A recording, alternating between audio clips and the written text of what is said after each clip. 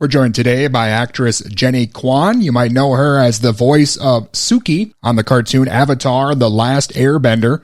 And also she was Samantha Woo on the TV show California Dreams. Jennie, how you doing today? Hey, Dustin. I'm doing great. How are you? I'm excellent. Thank you so much for taking some time out with me today. Oh, great. All right. Let's do it. Well, first of all, can you tell us a bit about what you've been up to as of late? It seems like you're doing a little bit of everything these days. So lately, Dustin, it's been really crazy. I am doing a lot of voice acting, which means I do a lot. Well, there's different categories for voice actors, but what I mainly am doing are a lot of animation projects, video games. I do a lot of dubbing. And sometimes they have these really interesting podcasts out there that do stories for the podcast. So for example, it's like a little mini audiobook sort of feel. It might not be like a big novel, but they're short stories. And so I've been doing a lot of those as well. In addition to doing a lot of Comic Cons around the country. And then I'm also a private coach for voice actors and for singers. So life has been really busy, and also still auditioning for on-camera projects. So, my plate is pretty full. Yeah, definitely a lot of irons in the fire, you could say. And a lot. Yeah. And, for me, that's always been the case. For someone, it might just be voice acting or it might just be on camera. But just because this is how I have been pretty much my whole adult acting life, it happens to be that I do have a lot of irons in the fire. But it's good. It keeps me very active and kind of just on the pulse of different aspects of the business still. Definitely. And not just your adult acting life, but even back when you were a kid, I know your voiceover career has been impressive. I had forgotten all about the Little Shop of Horrors cartoon show until I saw that on your resume. That was my very first paying gig, and it was my very first voice acting job. So it's just so interesting how things come around full circle, because that truly was my first paying gig. And then now as an adult, it's been bananas. I'm grateful for that. But it's so funny when people remember that, because I actually was just talking about that at a con, and a lot of the people who were attending the con or who attended our panel, when I mentioned that, they knew of it, but yet, it's a new generation. So I was so surprised that they were familiar with it. Now they can look it up on YouTube. And I kind of sound almost exactly the same. Yeah, around that time, there was so many opportunities for voice actors with all the different cartoons. And it seems like once you get into that business, you're kind of in it for the long haul, as you can see with your career. Right. Yeah. And, voice acting is even more of a small pool than even on camera or the other genres, just because people ask me all the time, well, can my kid get into voice acting? They do 3 million voices. I'm like, that's great, but can they act? I think a lot of people forget that there is that term acting within voice acting. So you just have to be able to really hone your skills and be able to do all that. And you mentioned making some of the convention appearances. I imagine you must be approached by people for all sorts of different things nowadays, kind of all different avenues that you've been involved in. Absolutely. So when I go to the different cons, people usually know me right now for Suki from Avatar, The Last Airbender. And primarily, a lot of people will come up to me for that in the moment, just because in the past couple of years, Avatar has had a major resurgence with it airing on Netflix. And now there are going to be a few upcoming Avatar projects that all the Avatar fans may know about. But I'm always touched when people come up to me, of course, for California Dreams, or I've been on a lot of different anime projects. Some of them people come up and I'm like, oh, was I in this? Not to be insulting, but just because when I do so many, I jot them down now just to make sure I know exactly what has passed through my computer or I've been in the studio for. But for example, when they cry, I was the original dub for a character called Satoko Hojo, and so a lot of people will come and bring their I can't say it right now, memorabilia for that show. And I've done a couple other animes that people will come up, or they'll bring a picture from a movie that I've done in my 20s, and I'm like, oh my gosh, it's so moving to me that people even care still about all that other stuff. So I feel very lucky. Yeah, it's great the impact that you've had on people over the years. And I wanted to ask you about, you mentioned at California Dreams, it's been 30 years since that first aired on TV. Can you tell us? Years? Yeah, can you tell us a bit about, that and how you wound up with the role as Sam Woo? Sure.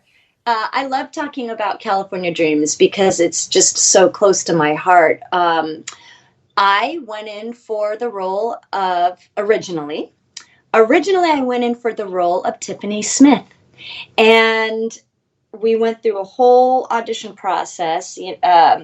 My agent had sent me out for this role. It was a little bit different than maybe other auditions just because half of the auditions, I would say 8 of the auditions, yeah, maybe about 8 of the auditions were just for the character itself, for the role of Tiffany Smith. We would go in, we would read, we would have callbacks, they would work with us.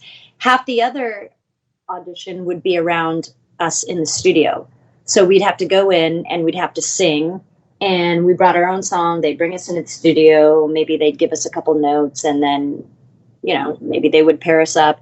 And so by the end of the audition for what's called a network audition, it would be in front of the execs of NBC. It was myself, Kelly Packard, who's still one of my best friends, and our other friend, Allie Navarro, who I did, I was in a girl group called Nobody's Angel with my girlfriend, Allie, after the fact. It's so crazy. So we all went in for the part of Tiffany Smith. We all were very different. But the thing that I think brought us to the end of that, the call was for, the typical California girl. And all of us are the typical California girls. We all were born and raised in Los Angeles proper, grew up here.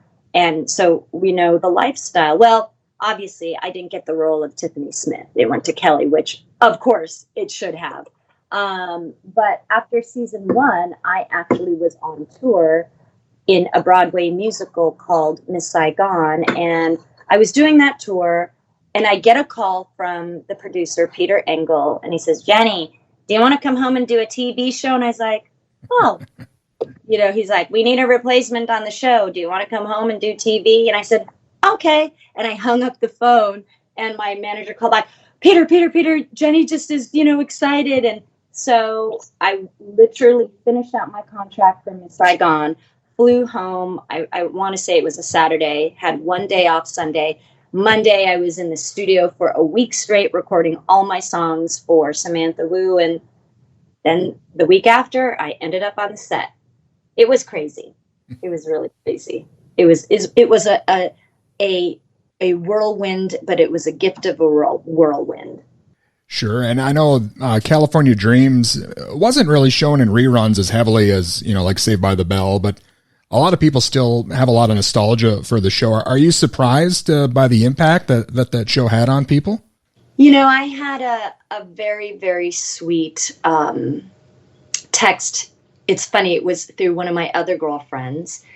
Her friend had sent her a text the other day, just last week, and she said, can you please tell Jennie that her being on TV at that time made all the difference to me. And, it just basically that seeing someone like her on TV at that time when maybe there wasn't a lot of quote unquote Asian women, Asian girls on TV in the 90s, it just had this effect on her. And at the time, when I was doing that, I was in my early 20s, and we would get fan mail, but it was not instantaneous like it is now.